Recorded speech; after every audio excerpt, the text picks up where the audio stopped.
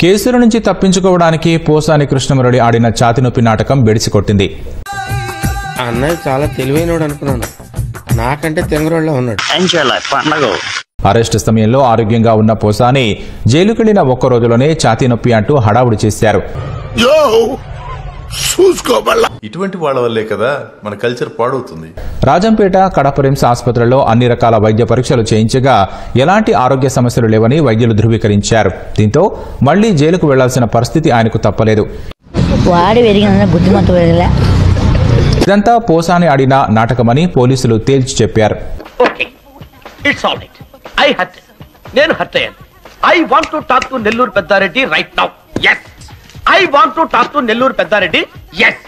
ఎందుకు జనానికి నిర్లక్ష్యం?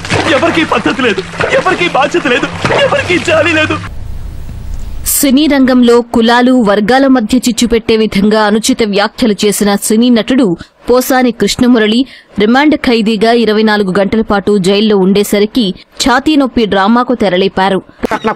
పోసానిని బుధవారం రాత్రి హైదరాబాద్లో అదుపులోకి తీసుకున్న అన్నమయ్య జిల్లా ఓబులవారిపల్లె పోలీసులు గురువారం రాత్రి రైల్వే కోడూరు కోర్టులో హాజరుపరచగా శుక్రవారం ఉదయం మెజిస్ట్రేట్ 14 రోజుల రిమాండ్ విధించారు.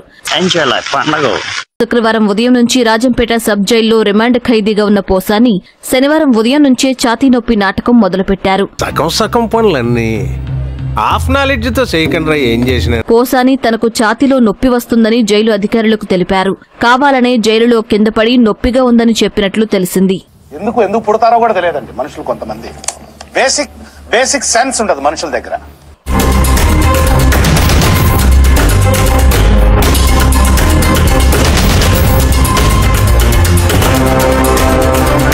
పోసాని ఆరోగ్యపరంగా ఫిట్ గా ఉన్నట్లు వైద్యులు వెల్లడించారు.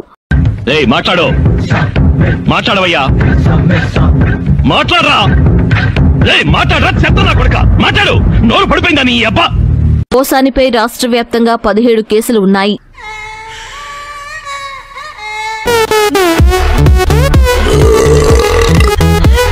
ఇప్పటికీ అనంతపురం, అల్లూరి సీతారామరాజు జిల్లాలకు చెందిన పోలీసులు పీటీ వారెంట్లను రాజంపేట జైలు అధికారులకు అందజేశారు.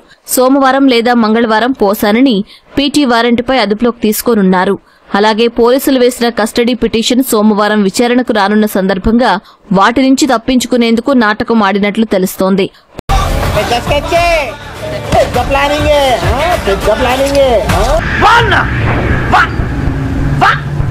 పోసాని తరపు న్యాయవాదులు కోర్టులో సోమవారం బెయిల్ పిటిషన్ దాఖలు చేయనున్న వేళ ఆరోగ్య సమస్యలు సాకుగా చూపి బెయిల్ పొందడమా లేక కార్పొరేట్ ఆసుపత్రిలో చికిత్స పొందేలా అనుమతి పొందాలని చేసిన నాటకానికి తెరపడినట్లయింది.